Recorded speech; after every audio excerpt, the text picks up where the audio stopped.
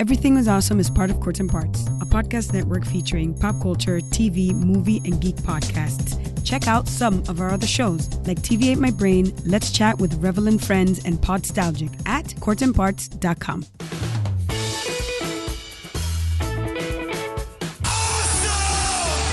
Awesome. Just tell people they're awesome and mean it. Awesome. Did you have an awesome time? Did you drink awesome shooters and listen to awesome music and then just sit around and soak up each other's awesomeness? Awesome. That was awesome. You guys are awesome. No, you're awesome. You are awesome. Sir, you are awesome. Seriously. Awesome. Everything is awesome. Welcome to this week's edition of Everything is Awesome. I am your host, Kev, and this is the show where we sit down and talk to awesome people about awesome things. We are continuing our conversation with Brian Stever from the Take Two podcast. This is our part 2 conversation about the Crisis on Earth X crossover that the CW had with Arrow, The Flash, Supergirl, and Legends of Tomorrow. This episode covers the last 2 episodes of the crossover, which was The Flash and Legends of Tomorrow, and oh boy, do we get into it. Do I make some proclamations about the quality of acting and the quality of the episodes.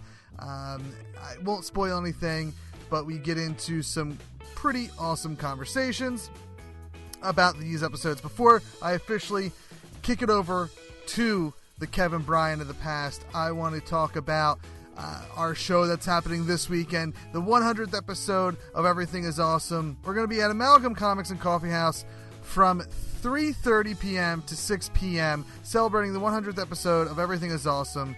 To kick things off, Heart Points Pod are going to be performing live for their very first time. I'm excited for that. And then we go live right around 4:30.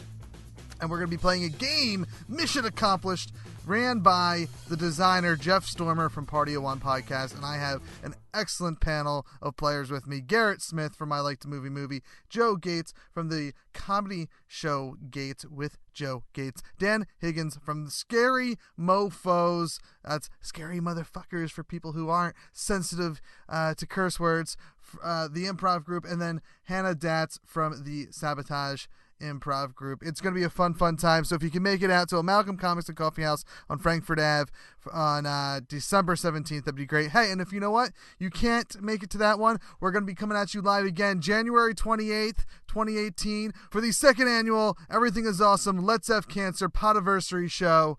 Be there at Tattooed Moms on South Street.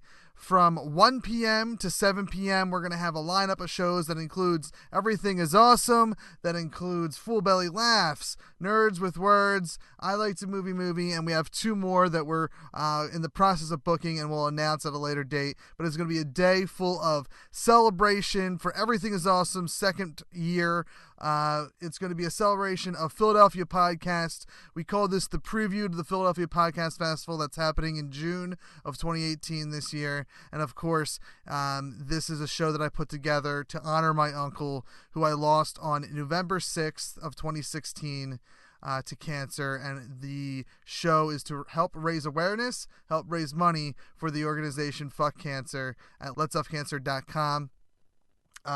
So be there for that if you can't make it out to this show on in December. Anyway, let's kick it over to the guys in the past who are talking about Crisis on Earth X. We open up in a concentration camp and it has to be run by some Nazi, and we get it played fantastically by Paul Blackthorne as Nazi Lance. Yeah, I feel like he did a really good job at being way, like, I would still maybe edge out Tom Cavanaugh, but that might be because I'm biased and I just really love that, like, his acting. But yeah, Paul Blackthorne was like, he's the only one that took a chance out of like the evil doppelgangers. He's the only one that really took a chance. And I guess maybe for that reason alone, like I'll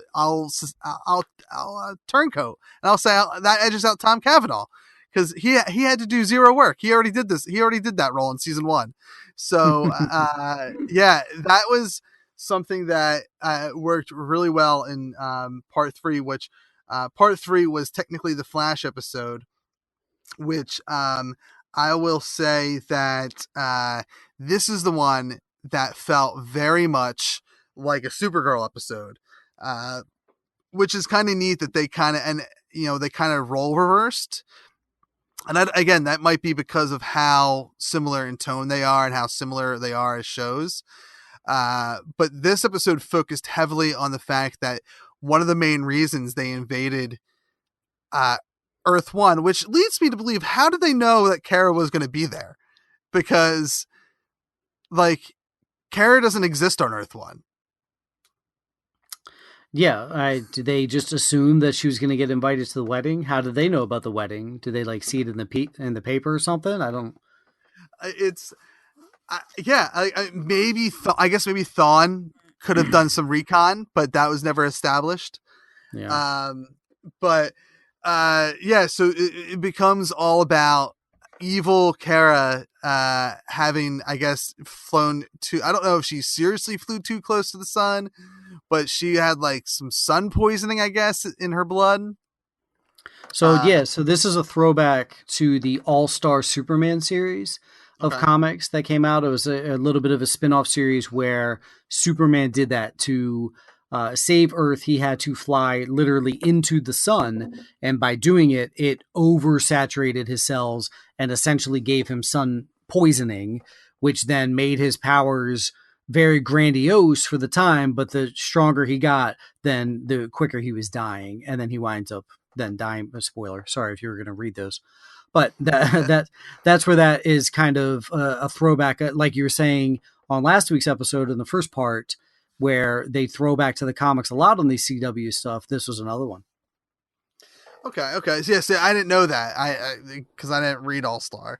Though now I want to. Well, you don't have. I just ruined it for you. I'm sorry. Yeah, I guess I don't need to. I guess no, it's a good series though. If you haven't read it, you should check it out. But yeah, it was an interesting story, as now it turns into more than just the Nazis wanting to invade other Earths and rule over a multiverse versus just their one Earth. It turns into a very personal mission for evil Oliver and evil Kara to save her life, and the only way they needed a Kryptonian heart to throw into evil Kara, which is like, what if her cells were overloaded with solar energy, how does replacing her heart help? You're thinking too much now. Okay. This is where we get ourselves in trouble, where we actually start to put math and science into it, Okay. So this might adhere to your recon though, because she said the line of to Overgirl, the evil Kara says to her, "What do you care if I take your heart? You're not using it." Which was a heck of a jab, but that also leads to you believing that they've been doing some type of recon to know that she just broke up with the dude and all that kind of stuff. Yeah, that's true, because we're still at this point where Kara and at this point, I feel like all hope of Kara reconciling during this crossover is gone.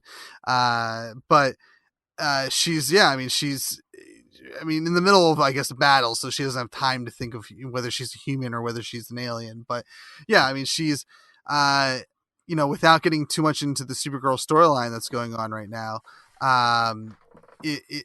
she's dealing with a lot. First she was dealing with the loss of Manel and saying, even Clark said that he wouldn't be able to make that sacrifice that she made, which makes her feel like she's an alien, like she's, not able to, be a human. And then she has to deal with the emotions of Manel coming back and spoilers, being married to someone else from the future. And she's trying to black that off by saying, "I'm not a human." So yeah, it is interesting that they knew so much about Kara, about Earth One, and how she was going to be. It's just, again, stuff that I guess I'm thinking way too much of. It's all logic. Thing that I loved, the line, one of the opening lines, it wasn't the opening line, but one of the first things that was said that made me pause and write it down, This I feel like this episode was like a love letter to like some action movies of years past. And when I heard Felicity say "Lead the way, McLean," when Iris and her were in the vents, I had like an audible gasp. I really enjoyed some of the references we got in this episode. Yeah, that's true. But now this is like my notes literally consist of this felt like a Supergirl episode and "Lead the way, McLean." But this episode, it was. What I liked is almost everything. Like I don't know if there's anything in this episode that didn't really work for me. I think we're officially at the point where I stopped critiquing and started watching for enjoyment. And when I do that, it's usually just a big old love fest. But this episode, while feeling like a Supergirl episode, hit a lot of notes that you need to hit to be a successful Flash or Supergirl episode, and that's the heart, heroics, and humor. And the humor between Felicity and Iris while they're storming the castle, if you will. Sure. That worked a lot for me. I really liked like this team up between Iris and Felicity. Yeah, a little Thelma and Louise style, trying to take down everybody. Felicity, I felt when she was trying to decode to get the doors open type thing, I don't know, she can hack like into any system in the world, and then having that not work out for her. I wonder sometimes like what computers can she fix and what can't she, but yeah. They get their liberties when they're writing those, but yeah, you're right. It was a lot of fun seeing the two of them together again. Though I will say it was like the bit of dialogue I could have done without was when they dropped down to, I guess, save Kara, and like they knocked the Nazi guards out with guns or whatever, and she goes, "Take that, Nazi mother," and then stopped herself from cursing. Yeah, it felt like a really, like, I guess she was trying to be John McClane or something, right. But and maybe it fits, maybe it does work because it fits the character of being awkward. But it felt really strange that they would have her say that, but not like she cut herself off. Like, I feel like they should have just let her go on the extra mile of going, "Mother," I don't know where they cut it off at, but let her try to complete the sentence and let Iris stop her or something. Yeah, have something else to it. Yeah, calm down for a second. Like, it was a weird choice, I think. But going back to Earth 10, that I loved pretty much everything here. And I think my favorite part of Earth 10 was Captain Cold.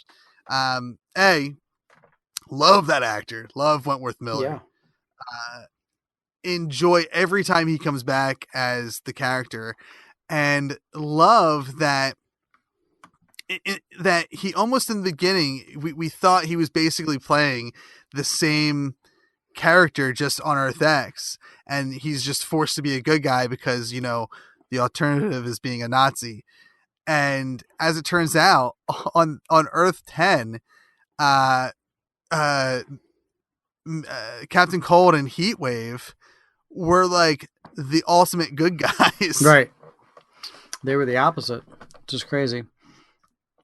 And I really liked the like this version of Captain Cold, which is good because, I mean, spoilers getting into some parts of episode 4 or part 4 territory. He's staying on Earth 1. I don't know if that means he's staying with the Legends or if he's staying with the Flash. I don't know where he's staying, but he didn't go back to Earth 10. Spoiler alert for when we get to episode 4 of this. But yeah, like he was like such a happy inclusion. I liked the I don't know. I don't want to say Earth 10 people are like the kind of the opposites of their Earth 1 characters or the Earth 48 characters, but it seemed like key players were like Guardian, who we didn't even mention, but like that was how James Olsen was involved, was in the very opening scene of the crossover, getting killed by Evil Arrow. But Wynn, was a complete badass on Earth 10. Yeah. It came off a little whiny, but for being in charge. But I think he was following up with Paul Blackthorne's, twists. So it was a little difficult for him to share scenes with him on there. But yeah, it was pretty wild to see him evil. Well, and he wasn't necessarily evil. He just was kind of a prick. Yeah, that's better. Because he was fighting on the right side.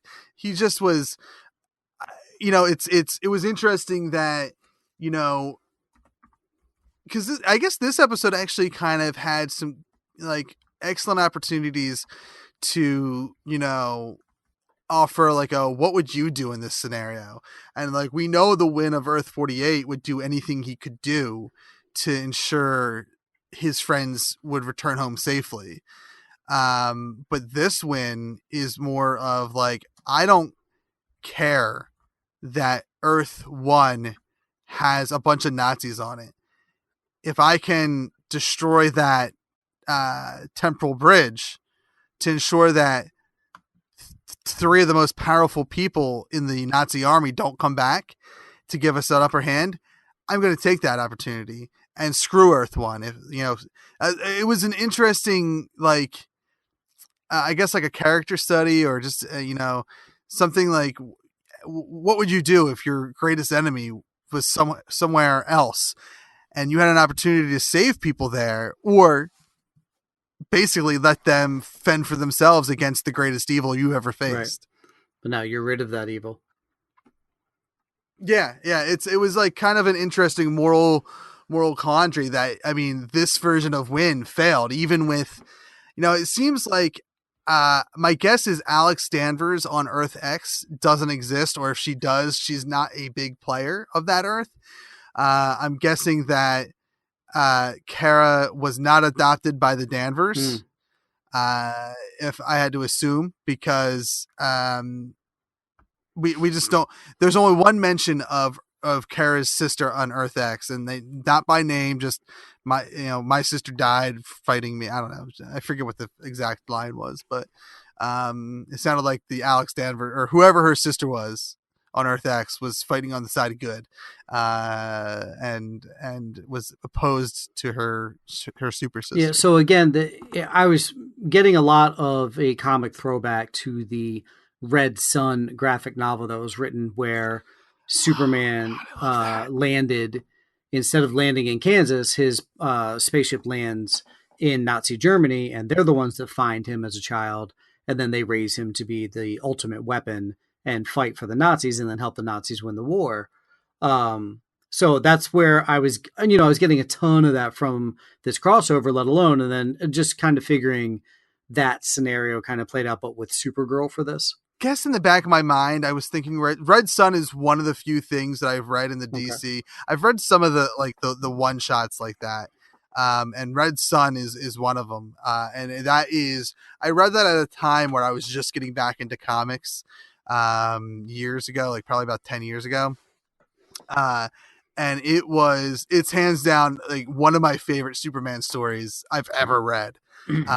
That where when they announced that they might do a live action version of that, I was like, oh, please adapt that story. That's how you get me on board for a Superman story in the DCEU, because you make it a Red Sun make story. him evil. Alrighty. Yeah. I mean, Man of Steel, he seems That's pretty true. evil, I guess. Broody. So I guess we were halfway there. But yeah, I didn't think of Red Sun much. I think like, now that you say it, I guess in the back of my mind, I kind of did think that. And yeah, because they didn't make it clear where where she landed, because it seems like all these characters landed, like they were American based characters. They just were, America was ruled by Germany. Okay. And for some reason, Oliver was in charge of the Nazi army now. He was the fear. Like, I don't know if he was in charge, like if he was am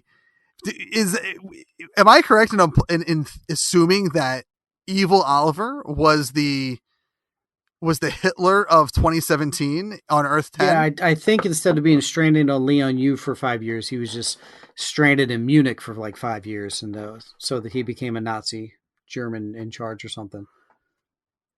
No, that's a huge stretch. I That's need a huge stretch right there. But no, I mean, I guess he would have to be, and maybe like there's an heir type succession that passed it down to him. Interesting. Yeah, I would love for them to, and I think they do, like in the comics. I think they do have like half season comic, like they do season 2.5 of Arrow in comic book form. I would love to see them do like a backstory to Earth X in comic book form for the CW crossover event, because there's so many unanswered questions that just I don't know what it is, if it's like the completionist in me or if it's like the geek in me. Like, I just need to know every little detail that they teased us with or didn't give us any answers to. They just presented it as fact, and we have to just make our own conclusions. So there was one part. No, go ahead with whatever you're going to go with next, because I forgot what my notes were there. So I guess with part 3 here, I want to say what worked for me was pretty much everything. Like, I liked Captain Cold. I want to know more information about the Ray, because he's from Earth 1, and I thought it was interesting that, again, spoilers for part 4, that he went back to Earth 10 and Captain Cold stayed, because Captain Cold stayed on his Earth, on the Ray's Earth, and the Ray went back to Captain Cold's Earth of Earth X. So I want to know more about that character. We didn't really get to know him at all backstory wise. We just knew that he somehow got to Earth 10 and was fighting on the side of the good. Yeah, I think the line of the episode might have been from Captain Cold when I believe Flash repeats his plan pledge to him. It says, have a plan, execute a plan. The plan goes wrong. I'm misquoting big time. Then just throw it all out the window or whatever. And then Snart turns to him and he's like, "That's the worst advice at all time." Yeah, it is, and that's what, like, one of the reasons why I'm really excited to see this version of Captain Cold on Earth 1 and whatever episode he's going to be in, or whatever episodes he's going to be in, because he's like the everything I like about Captain Cold, except he's a good guy. Like he brings some sensibility to the character. Like you don't have to feel bad rooting for him anymore. So was this more forced agenda with he and Ray, or I don't think so. I guess I'm more liberal than I don't know. I don't see it that way. I wasn't surprised. Maybe I was. I don't know. I don't want to say it shocked me, because I know Wentworth Miller is gay in real life. But, or at least bi. I don't know. I'm making these proclamations. I really know nothing. But he is. I knew that the Ray was a homosexual character based on the fact that he said, "I loved the wrong person," and that's why he was in the concentration camp. I had no idea it was going to be Captain Cold until like the moment it happened. But yeah, I don't know. I see, again, as someone who watches this show, not as a parent, I don't know. To me, it's just, I'm watching it for entertainment, and it doesn't bother me at all. I don't know how, so what were you, did it feel like agenda to you? I guess I'm getting numb to it. Like, to say bother me, I don't know. Just all of a sudden they turn to each other and now they're in love. I was like, what, where did that come from? And then for, like you said, in the next one, for him to stay, kind of felt like, all right, we didn't need to have the love story at all, because then he just kind of bails on him, and there's no protest from Ray. He's like, all right, see ya. Have fun on this earth. Yeah. I mean, that I feel like if one of them was going to stay, they both, like, if anything, I had expected the Ray to say he was going to stay. Yeah. And like, let me find my family. And then I would expect that Captain Cold would have said, "Oh, well, then I'll stay too." Yeah. That's just a whole nother thing. Yeah. It's, and I think like I'm okay with like that love storyline. You're right. It doesn't make sense if you're going to kind of just let the characters abandon each other. But I think that's something where like it would have meant more had there been more time to establish it, I guess. Like that's where something like, let me get the backstory on this. Let me get a comic book that kind of delves into Earth X, and explain and flesh out the story a little bit. And it's funny because I feel like maybe last year's storyline like felt perfect with the amount of time they had. And this year, I don't know if it's they truly didn't have enough time, or maybe it was just so good I want more of it.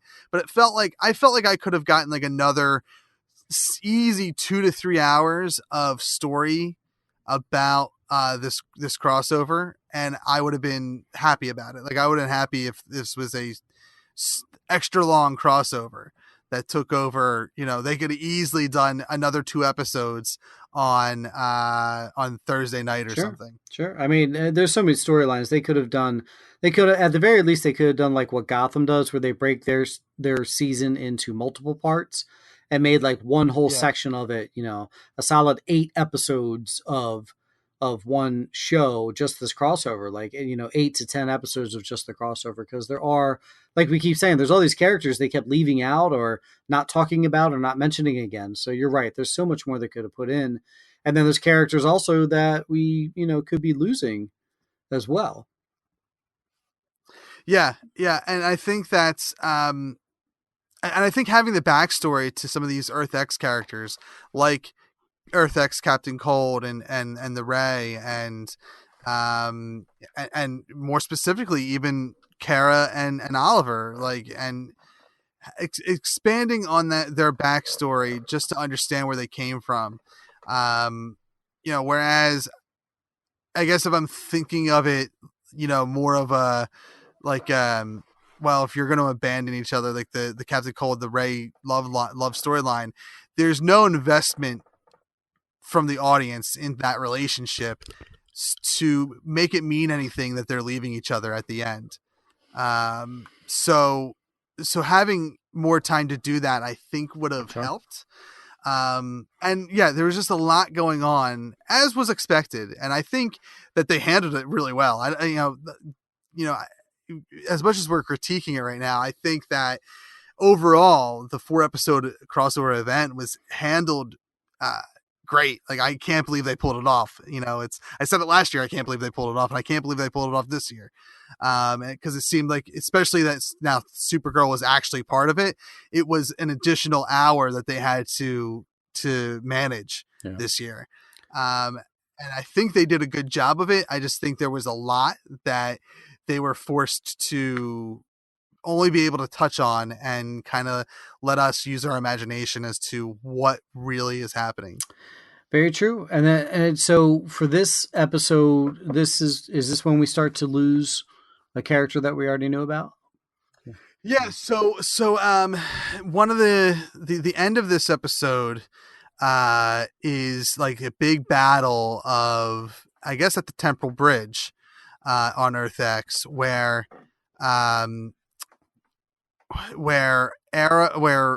Oliver is pretending to be his doppelganger, his evil doppelganger, which that scene is like, I'm. Were you surprised that he let the evil Wave Rider go through? Yes. It was shocking. I thought he would have blown his cover. Yeah, I thought he would have blown his cover right then and there to like say, like, that was apparently their doomsday event that they were going to use to, like, that was the clincher. That's how they're going to win the war on Earth 1. So I was kind of shocked that, like, especially Oliver of 2017, it doesn't seem like a move that he would have done. Like, it seems like he would have broken cover, but I maybe it was too important to get for him and his team to get back. to Earth One, and maybe he thought that it wasn't going to. The only way to get back would be to let the Wave Rider go through. But it's like and maybe it's just good storytelling that like he got boned because literally 3 minutes later he was outed by Evil Lance by bringing Felicity Smoke in. Brunette Felicity. Yeah. I like that she was still like the hacktivist, right, or whatever, the Felicity from the early days of Earth One. But and that was a cool, like, I'm actually I feel like Oliver giving her a gun was a crucial mistake. Like, if I'm that version of Felicity, I don't know what's going on. I just know that who I've known as the Fuhrer, for presumably my adult life, at the very least, has given me a gun. I feel like that I might take the opportunity to kill him. Sure. Why take a chance? So like it was an interesting choice on Oliver that he thought that, like, you know what? She's just like my Felicity. She won't kill me. That was an interesting choice, but just one that I kind of laughed off because it's, comic book show. Sure. But yeah, so the battle at the Temporal Bridge is where I guess we can say it is where Firestorm, for whatever reason, I don't understand why they did this, because they needed to hotwire something and then flip a switch to turn it on. But I feel like, based off of how it went down, he hotwired it and then the switch was flipped. So I don't understand why Stein thought it was quicker for them to split apart and do it. Because it totally seems like that was like the worst idea, especially in hindsight, the worst idea that they could have done. Definitely. It was weird that they just all of a sudden split. And he's like, no, we have to break up. And even Jax was kind of like, oh, all right, I'll be over here. Yeah. And of course that's the scene where Martin is shot a couple times by some Nazis, and very heroically. Yeah. He gets shot. He's laying there. And actually, I guess that's how this episode ends. That's how the Flash episode ends, is with him getting shot. And then we get to episode 4, Legends. And let me tell you, this is where I can finally get into it now. Legends of Tomorrow, I guess, is the show. So you don't watch Legends? Nope. What's the reason that you don't watch it? Sarah. Oh, okay. So have you not watched it from the beginning, or? No, I hate her. I've never liked her. Yeah, when she was the White Canary, or on Arrow, I was like, that's that girl from Mad Men who had the really small mouth that barely even opens when she talks. And I was just so turned off by it. I was just like, oh. And as soon as she died, all 3 times on Arrow, I was like, good, she's gone. Crap, she's back. Good, she's gone. Crap, she's back. And then she was like gone on Legends, and then. So I just never had interest in jumping on. Now, I've heard nothing but great reviews. One of my co-hosts on Take Two podcasts, Tony, loves Legends. He talks about it all the time. Another one of our co-hosts, Rory, talks about it. They love that show. So I've got nothing against it. It's just not something I jumped on board with yet. Yeah, I have watched it from the beginning, and season 1 I enjoyed wholeheartedly. It was a fun show. Season 2 last year was a fun show, but the way season 2 ended, and I won't I don't know if you know, so I won't get into specifics, but it ended in such a way that it was like, I think this was my favorite season finale, because it was just so like fun, and it opened up the door for the adventures that they're having in season 3.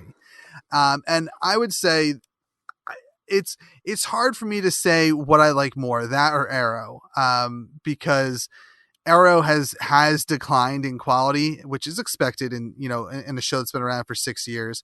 But it's also, I think, improved over the last 2 years. Like season 4 was a really down point for Arrow, and I think season 5 and season 6 is continuing to build upon like the rebuilding of that show and putting it back to where it was maybe in season 1 or 2. Yeah. and so there's whereas I'll always love the Flash and Supergirl, I think, more than any other show on that in that universe. Legends and Arrow, I think, kind of go back and forth for me, where sometimes I'm feeling like Legends is the better show, sometimes I'm feeling Arrow is the better show. I think after this crossover event, though, Legends has taken the cake for me, and almost for I don't ever expect to get emotional on really Arrow.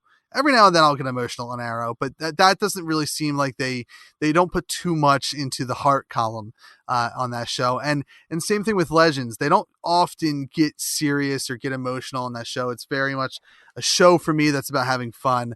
I've really enjoyed it this year. But this episode was the emotional episode for me. Like, literally started to tear up when I saw how Jackson was reacting, and when they got every scene of them on the Wave Rider was such an emotional scene that it hit me in all the Kevin Smith ways of wanting, there's got to be a video of Kevin Smith crying watching this episode.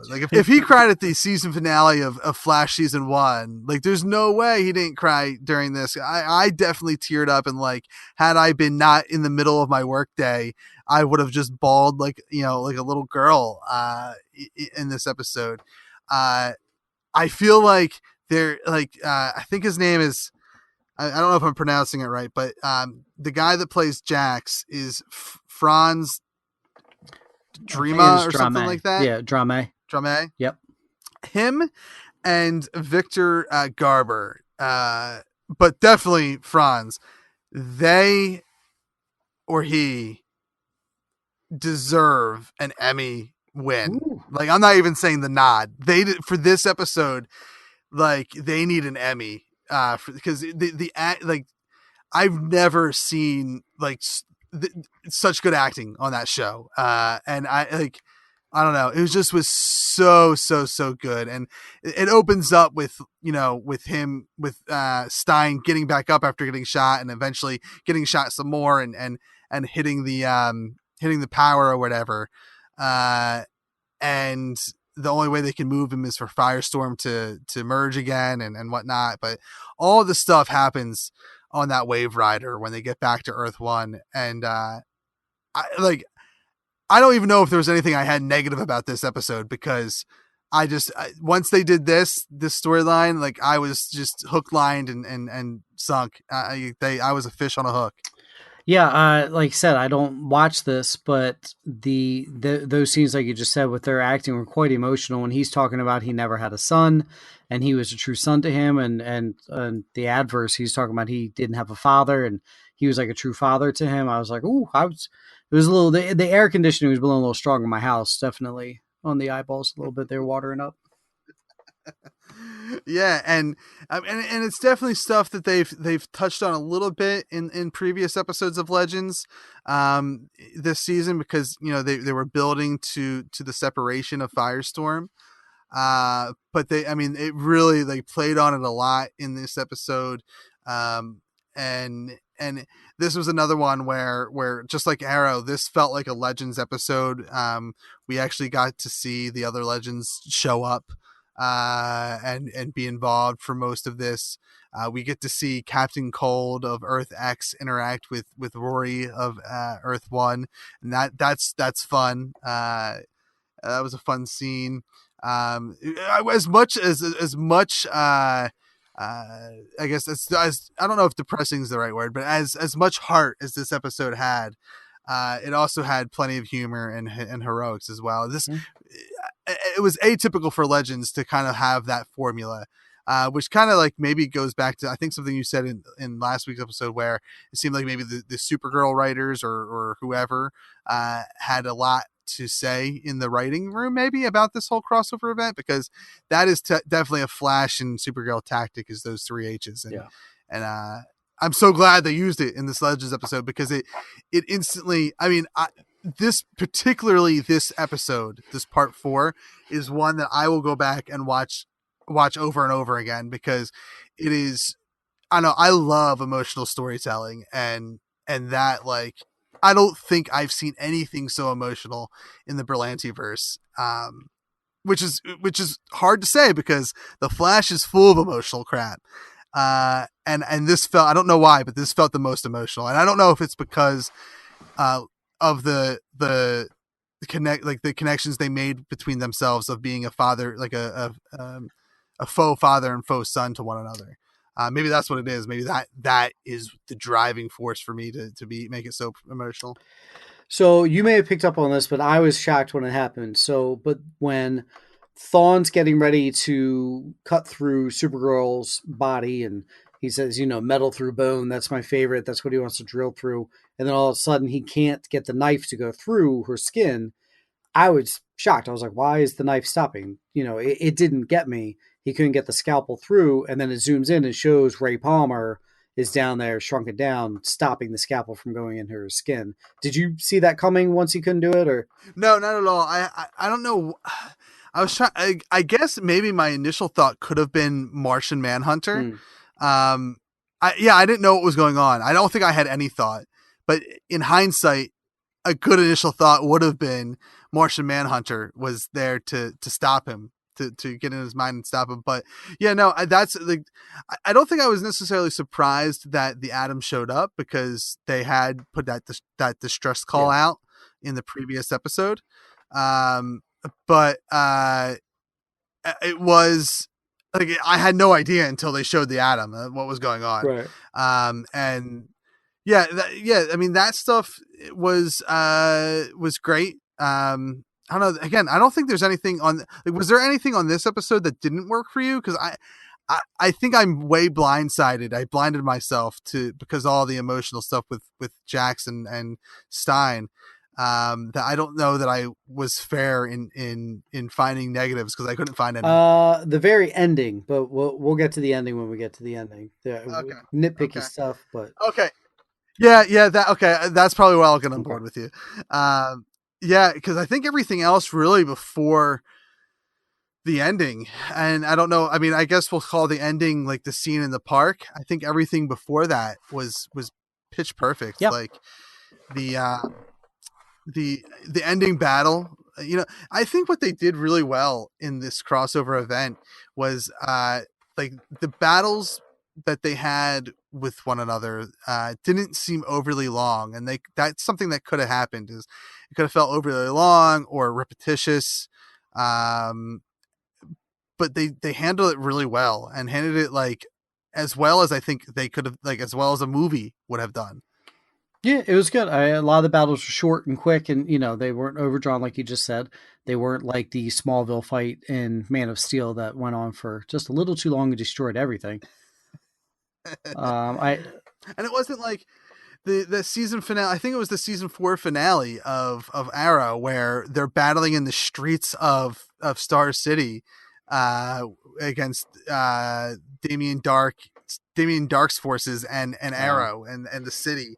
And basically they were pulling a page out of the Dark Knight Rises. Like, that was ridiculous to me. That's like one of the biggest low points for me for the Arrow world. That like the battles that we saw in these crossovers were of that level, but like done with so much respect. Cheesiest line of the episode and probably the entire crossover, but major fanboy in me, a Superman fanboy, was when Overgirl was dying and Harry, says she's about to blow and you need to fly her up and away. Yeah. Oh yeah. That was, I liked that. And that was actually, as that was happening, I was like, well, now are we going to get that like issue now? Is our Kara going to have some sort of, overblown cells now because she's flying too close to the sun, or like getting like, she's literally in the center of this explosion of Overgirl.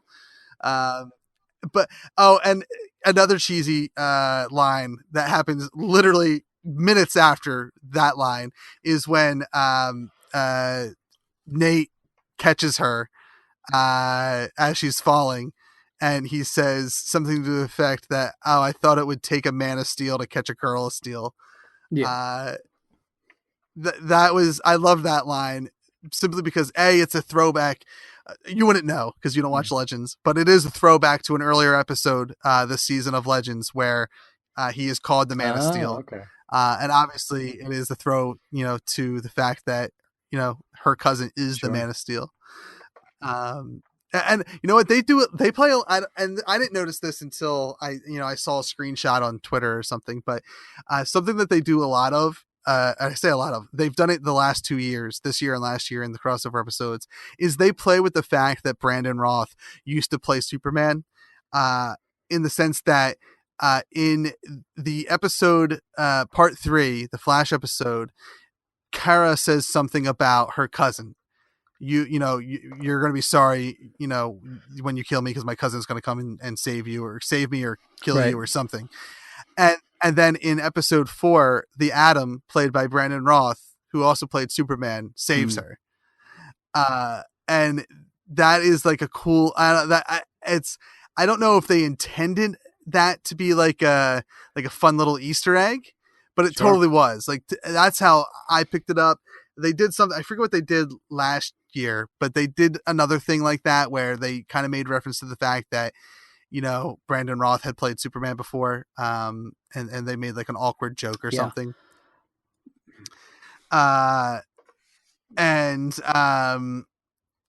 yeah, there was a lot of cool little references, I think. I liked seeing Killer Frost and was it Zari and Amaya, the girls all kind of together. To me, it kind of like gave you little hints of maybe a Birds of Prey. I know some people that are big fans of the old Birds of Prey show, and I bet a couple of those fanboys are like, oh, longing for that show to come back in some capacity. Yeah, I mean, I only remember that show briefly because that was like that show failed and then Smallville happened. If I remember the timeline correctly. And but yeah, that was cool. I liked that the girl power there. It's something that, obviously we get a lot of on Supergirl, but we don't necessarily get that a lot on the other shows. Maybe, I guess, on Legends to a degree we do, because I think half the team now is our powerful woman. But it is something that I don't think is focused on a lot on the in the genre, and I think I'd venture to say Berlantiverse handles it again. Like, I feel like they handle a lot of things better than the movie counterparts, whether it's DC or even Marvel, but mainly DC, because that's a dumpster fire of a universe. And Birds of Prey just was on for one season, and it was like the second season of Smallville. Oh, okay. Yeah, it was like one of their spinoffs, but sadly it did not last long. And I remember watching it, and I don't really remember if I liked it or not. I just remember, I think the main reason, because didn't Mark Hamill again provide the voice of the Joker in that? Like in the pilot episode of that? Man, I wonder. That'd be awesome if he did. He's done so many DC villains. Yeah, I feel like he was involved in the pilot episode of Birds of Prey as the Joker. I don't know if it was like in makeup or if it was as just the voice and someone else like kind of portrayed the silhouettes.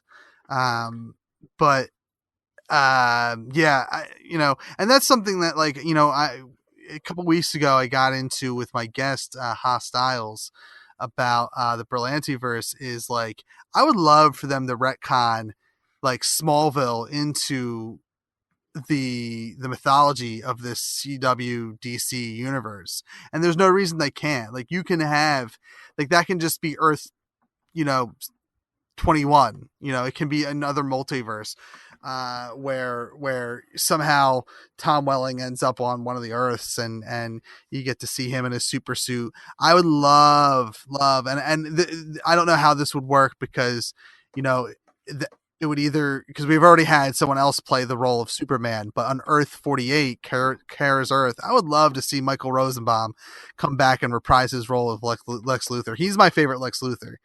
And I would love for them to retcon some stuff and make that part of it, and, like, bring back Birds of Prey and whatnot. But yeah, like on Supergirl, they mentioned Chloe a couple of episodes ago. Yeah.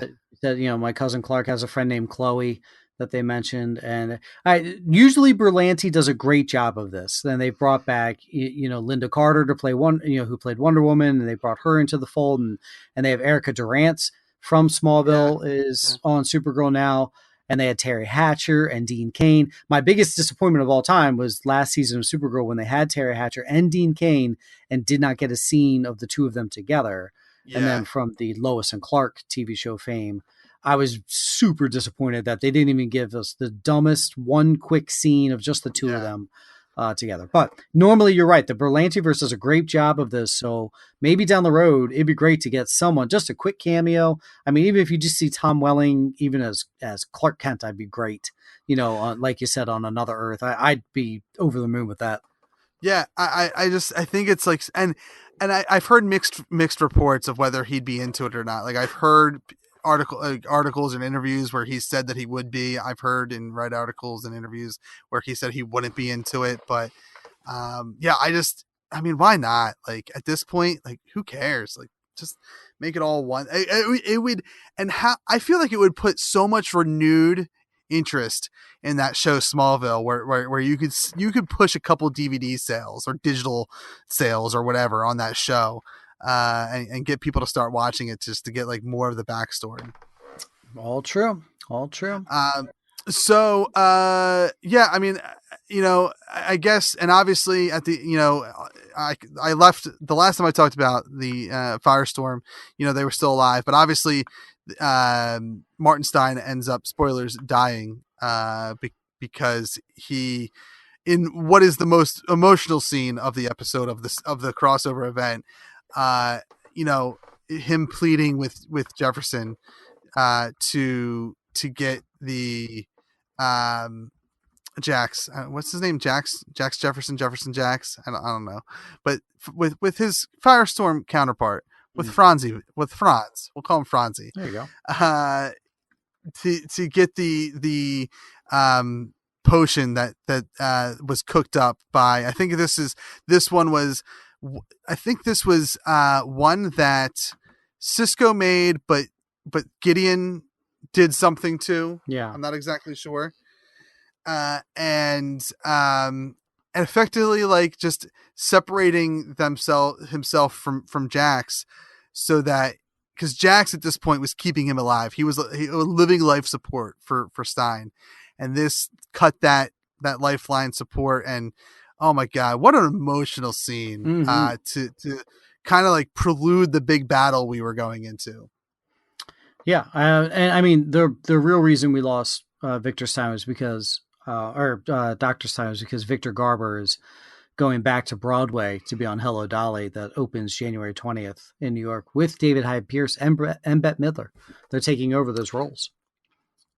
Yes, I read that he was leaving for that reason, and we live in a world of, or we're watching a world of comic book characters, so it's not the end of Victor Garber. He could be back on that show once that Broadway run has done. He'll be right back on to Legends. You never know.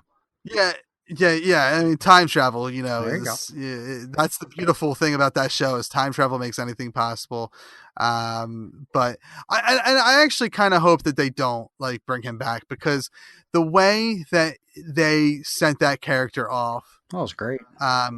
with having Jax go to his wife's house and deliver the news to his wife and his daughter, and then the funeral scene, it just, I understand, like, we've seen other characters come back from the dead on this, in these shows, on the Berlantiverse.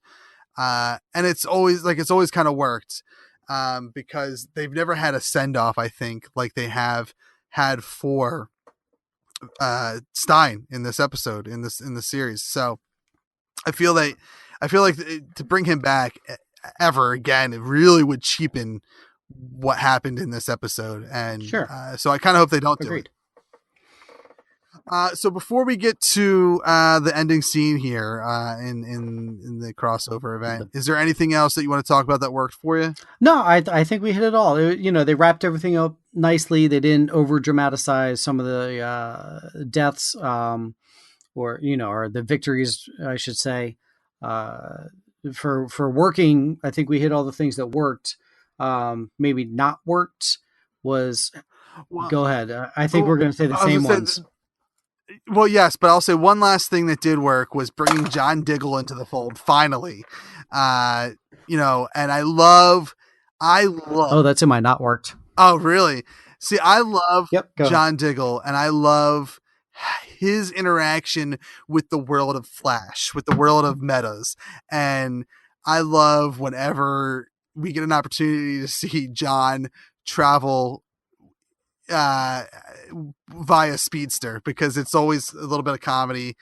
Like I said in last week's episode where we covered Crisis parts 1 and 2, I feel like that could have been done at the onset of this whole crossover, and you could have had a little slightly, the story would not have been affected, I don't think, at all, and we would have had Diggle for the whole thing, and we would have gotten all the same beats that we got in this little scene that brought Diggle in if we just did it 4 episodes ago. So Diggle worked for me.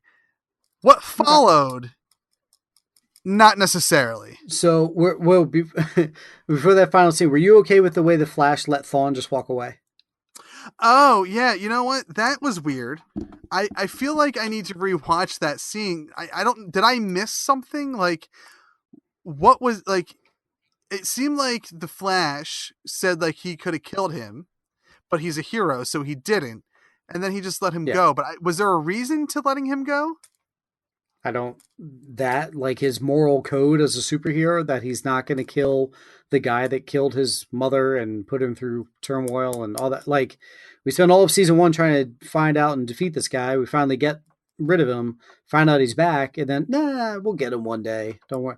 I just thought that was kind of an awkward ending, which also means, do we know who season 5's bad guy is on the Flash? Like, Thawne will be back. I mean, I hope it's not another speed. Like, I love that they're not doing a speedster this year. Let's part of the appeal to season 4 of the Flash that we're in is that it's not, we're not dealing with an evil speedster again.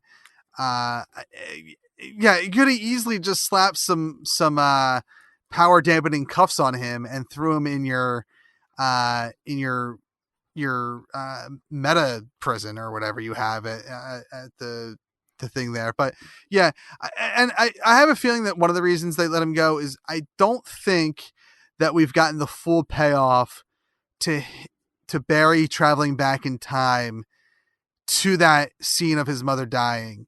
Because if you remember correctly, it's been so long since I've even thought about how many Flashes, but I don't think we've actually seen Barry go back in time and look at himself and go, shh.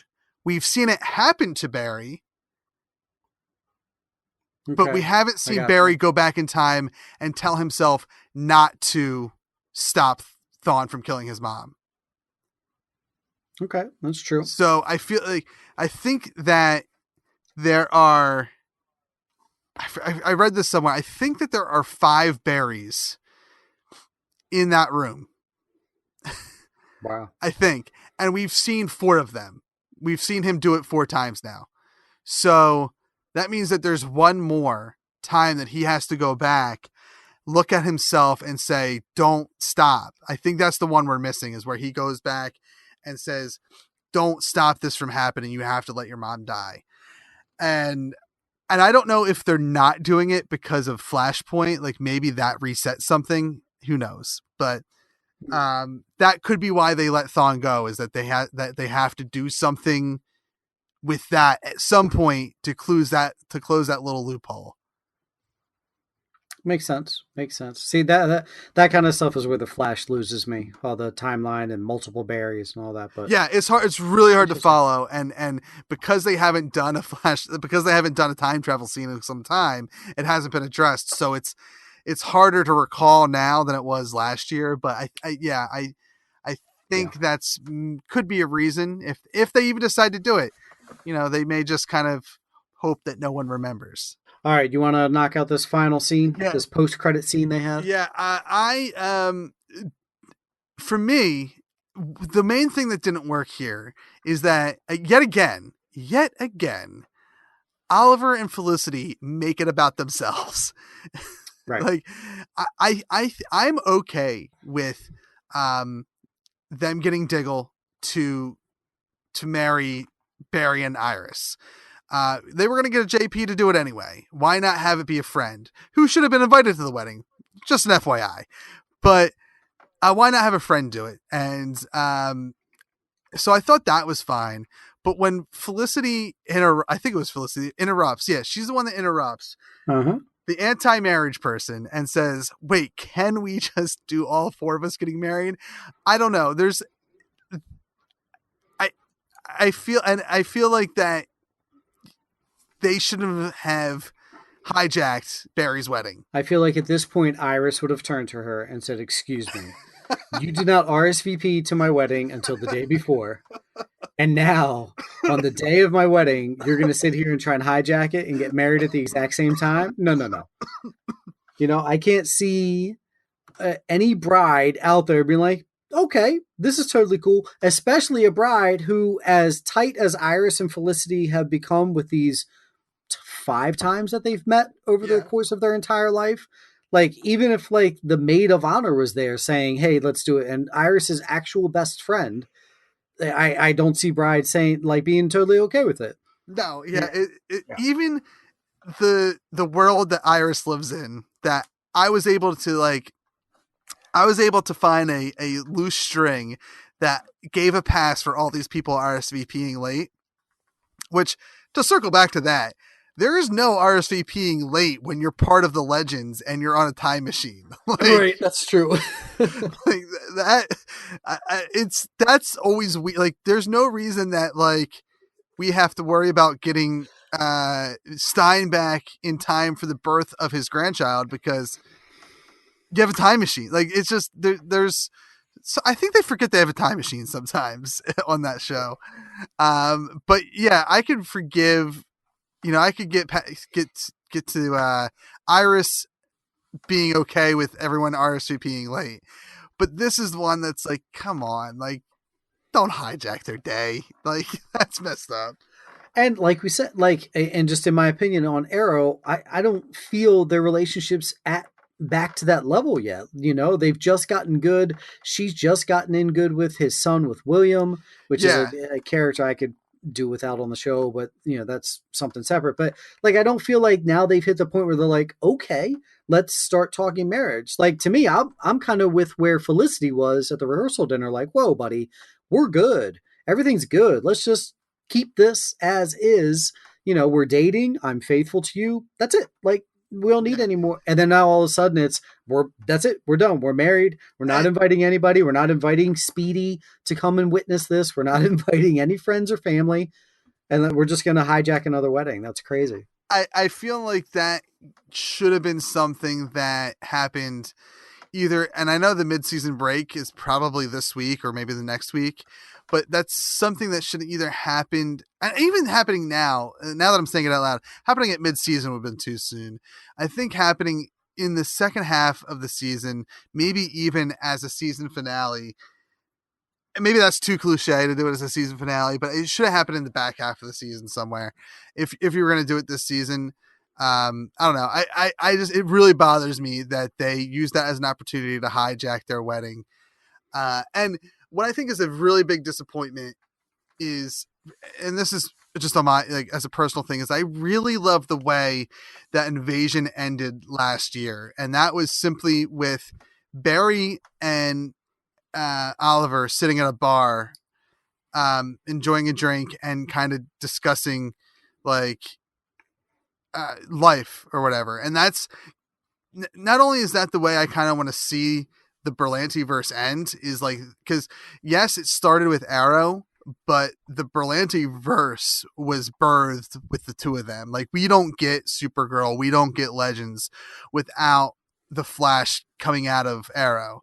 So that was like such a cool way to end the crossover last year that I kind of wanted to see that. Like, I would love for every crossover event to really end with the two of them just broing it out with each other at a bar or something. Like, that's how I feel this should have ended. Not necessarily with anyone getting married. Even I feel like Barry and Iris's wedding should have maybe happened on an episode of The Flash this week, you know? I would have felt better if we went to the finale of the entire season. Iris and Barry don't get married. Like, they just put it off. You know, they're just like, all right, let's push pause. We got to put it off. Some bad guy shows up tomorrow. And that takes us until the end of May when the season ends. And during that time on the Arrow, Felicity and Oliver progress to the point where they're ready. And then they do a combo wedding of some type, you know, and then they can get married on The Flash. Like, that would have made me feel better if we actually saw that progression and character arc. But but you liked Diggle. I felt at this point, we haven't seen Diggle. And they were like, crap, how are we going to get this huge character into this entire universe? And then they're like, oh, that's right. We'll just make him have the ability to marry people. And so, and then I agree with you. I love how Diggle interacts with all the metas. I think it's fantastic. And how he throws up every time Barry goes and runs him super speed and all that. That's fantastic. But I just felt like they got Diggle and I was like, oh, that's right. You could have been helping us fight Nazis all along because you're great with guns and punching and what have yous. And despite the nerve damage. But I just felt it was forced. They're like, crap, we need to get Diggle in here. Like, we checked off Wally earlier. We got rid of him. And now we need to check off Diggle. We checked off all the Arrow people. So a little forced. But I'm with you. I love the Diggle character. I just felt forced. Yeah, you're right. It definitely felt forced. But I honestly, like, for me, I need Diggle involved. Like, because there's not going to be another opportunity this season, really, that you see the Flash and Diggle interact. True. And that's like another, like, you need to check that box off, I think, for a proper crossover. And I think it could have been done a lot better. I think it should have happened, you know, at least in episode 2. You know, the Arrow episode 2 was the Arrow episode. There's no reason that Diggle should not have been involved in that. That was, you know, not only did it blow my mind that he wasn't invited to the wedding, because, like, not only is he, I know he's Oliver's best friend, but, like, he plays an important role in Barry's life too. Like, he, like, not for nothing, let's not forget, Barry changed the sex of his child. Like, he had a baby girl. That's true. So he's closer with him than he is Supergirl. Like, hasn't he met him more times than he's met Supergirl? Yeah. I mean, they only, even in a world where, okay, let's pretend that, like, they have lives in between episodes. He's not going to Earth 48 and she's not coming to Earth 1 on a regular basis. I would believe he's visiting Oliver on a regular basis. Sure. Like, when we're not watching the show, like on Football Sunday, they could be hanging out with Diggle and stuff. But even that aside, like, he knows his wife too. Like, the Flash has dealt with the director of Argus and about Grodd and like, it's not like he doesn't know these people. And you invited Rory, who is a villain. Like, he might be a legend and he's kind of a good guy right now, but, like, really, as far as you know, because, like, I don't know how, like, I would imagine that the legends don't have much interaction with the rest of the team on Earth 1 because, you know, they're time traveling. Like, as far as you know, he's a villain. Like, you don't know anything about him. So the fact that, like, Rory was invited to the wedding and Diggle wasn't is a huge sticking point for me. But then again, you know, why wasn't he in the part 2 episode, which was supposed to be Arrow-centric? If you really get down to the nitty gritty, and it was Arrow-centric, but he wasn't there, and that, it just blows my mind. Yeah, he should have been the one protecting Joe and Joe's fiance, whose name I can't remember. Absolutely, and. Here's how we could have gotten our speedster moment with Diggle and gotten him in a way where he's not involved the whole time. You have him invited to the goddamn wedding, and then Wally speeds everyone off back to the secret lair of Green Arrow, and you can have that moment. Like, Joe's used to it. Cecile's probably used to it. We're going to assume unborn baby is going to be a speedster now because of it. And and Diggle is not used to it. So, like, as everyone gets dropped off to the secret lair, he has the same reaction that we saw in part 4. And that's how you could have worked it in where it's not shoehorned in. And we get him in earlier. He's invited to the wedding, and it makes sense why he doesn't show up for the entire rest of the crossover. It's funny. I feel like we've spent these 2 episodes nitpicking and almost being negative towards the show, overwhelming. But I think you agree. Like, we really enjoyed it. I really enjoyed this crossover event. I thought it was a home run for CW. I thought they did a phenomenal job adding some depth to it, adding a little story arc to it, and like we said from the get-go, they included all 4 shows perfectly into the realm, and I thought they did a really great job this time. I look forward to them doing it again.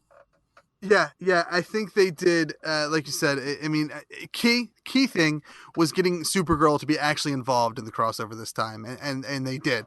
And not only, while each episode had beats to make it feel like it was their own episode, except for Flash and Supergirl kind of being reversed, it overall felt like one event. Like, it felt like one story being told, which Invasion had that, but that almost was like the B story, and the A stories were still the individual stories for those characters in those shows. So, you know, as much as I loved Invasion, I think Crisis crushed it. And I think what I really, I think Crisis, I think, like, if Supergirl an 8.5, I feel like each one kind of progressed a little bit to where, like, Arrow seemed like it was somewhere around a 9. Flash seemed somewhere it was like around a 9.5, and Legends, honestly, I think part 4 was the best. I think, save for the ending, I wouldn't put it at a perfect 10, but it's probably right around a 9.5 or a little bit higher, because the emotional aspect for me is what makes that part 4 the best episode. And I don't need to watch all 4 parts. I can go back and watch that episode over and over again and just, get all the emotions that I need from it. Like, that could be my go-to. I need to cry today. Let me watch this. I like it. I could use a good cry. Let me put in episode 4 of the CW crossover. Yeah, exactly. And I enjoyed this so much. I'm not a guy, I don't really buy TV on DVD or Blu-ray anymore, because most of it's available somewhere online, whether it be, Netflix or Hulu or something. But this is something where that if they package this together, which I think they may have, but if they package this together as a one-off set / movie thing, I would buy the Crisis on Earth X DVD Blu-ray set. Sure. Because it was that good. And I have no need to really buy any of these shows on Blu-ray until Netflix says they're not going to play it anymore. But I would definitely, over Invasion in a heartbeat. Yeah. Like, I wouldn't buy Invasion. No. I would not buy that as a DVD set. No, it's not necessary. That was one where it's like, all right, I watched it. I'm good. Thanks. It wasn't horrible, but I'm not watching that again.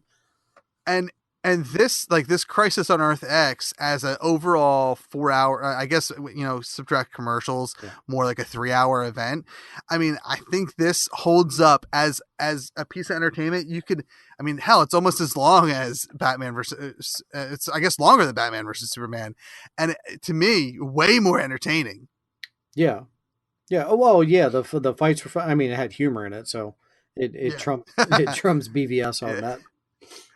But it's just further, because essentially what this was a movie. This was a movie, and it played like a movie. It was that's a key thing, is that everything was similar in tone, so it did really play like a movie.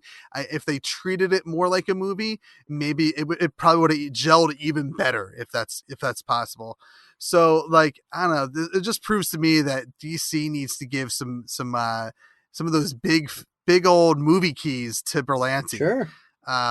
Because from what I understand, he's not the reason the original Green Lantern movie sucked. That was the studio making a lot of changes and changing his draft of the script. So give him the keys. Like, he knows what he's doing with these characters. So, why not let him take them to the big screen? His attention to detail is the key, and he's doing a great job of it. It's good stuff. Yeah. All right. So, overall, Crisis was great. But, we live in a world where we do need a nitpick, because why not? Sure. And So hopefully you guys enjoyed this 2-week coverage of Crisis on Earth X with Brian from Take Two and myself.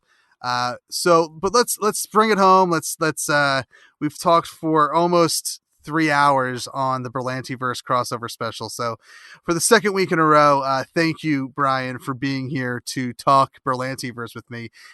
It is one of my favorite things in the world to talk about. Kev, honored, absolutely honored that you asked myself and the guys of Take Two Podcast, the show that I'm on regularly, to come and join you because we are big fans of your show and we love chatting with you on Twitter and socials and stuff like that. And to be invited onto your actual show is a true honor. Thank you so much. Not a problem. And I'm excited for, there's actual episodes where we're going to eventually sit down and talk to you and Craig at the very least about, you and your podcast. Sure. I'm excited for the crossover. I think we've kind of talked about it on the interwebs, but we're hopefully going to do some crossover commentary stuff at some point. I'm really excited for that. With Batman 89 and Superman 79 or something like that. 78. Let's do it. So I'm really excited for some of the things that we have planned going into the future, beyond the 100th episode of Everything Is Awesome. So there will be way more to come with the Take Two Empire and Everything Is Awesome in the future. So stay tuned for all that. Likely, now that I look at my schedule or think about my schedule, likely in 2018. I thought we were going to be able to shoehorn something in 2017 here, but we got 4 weeks left. So Kev, we're so busy. It's 2 a.m. and we're recording on a Tuesday. It's a Wednesday morning now. So that tells you what our schedules are like. So I'm thinking 2018 will be the year of Everything Is Awesome Take Two combos. There you go. There we go. I like it. All right. For another week in a row, let people know where they can find you. At Take Two Podcast on Twitter is our show page. You can find us also take2podcast@gmail.com. And we have, of course, Facebook and Instagram. Easy to find. We are spelled TOO for that Take Two because we give you all of Hollywood's news and reviews and our Take Two. Myself personally, I am at Brian Stever. That's STEVER. I love to chat about movies and film all day long on Twitter. Start up a conversation so that we can talk. Our show is on iTunes, Stitcher, and Podbean. Give us a listen, a rating, and review. And when you're done with us, jump right back over to Kev because that's what we'll be doing after we record our show. Yes, and thank you for talking about iTunes because I always forget to talk about iTunes. So make sure after you're done reviewing Take Two, you head on over and review and rate the 5-star, the #1 podcast in Bucks County. Everything Is Awesome. We're the one with the yellow logo. Don't be fooled because there's another Everything Is Awesome with like Casey and JoJo or something. We're not them. They're not us. We're the #1 podcast in Bucks County. They could be a #1 podcast in their county. I don't know. But rate us and review us. You can also find us on Twitter at Real Awesome Pod or on Facebook.com/Real Awesome Pod. If my calculations are correct, we are just days away. Yes, we are days away from the live episode of Everything Is Awesome, where we celebrate 100 episodes at Amalgam Comics and Coffee House in Philadelphia, Pennsylvania, from 3:30 p.m. to 6 p.m. with Heart Points Pod. They're going to play some games. I'm bringing Jeff Stormer to help me host Everything Is Awesome episode 100. He's going to play some games. He's going to run a game for us, and it's going to be so much fun. So if you can make it out to Amalgam Comics and Coffee House on December 17th, 2017 from 3:30 to 6. We'd love to have you. Love to see you. It's going to be a good time. You can find me on Twitter where I do most of my tweeting at That Nerdy Kev. And you can find us on the Core Temp Arts Podcast Network. I don't think I mentioned that last week, so make sure you do. CoreTempArts.com. And of course, we're on AwesomePodcast.com. For Everything Is Awesome, I'm Kev, and we've been awesome. Thank you for listening to the Core Temp Arts Podcast Network. To listen to more Core Temp Arts shows, visit CoreTempArts.com.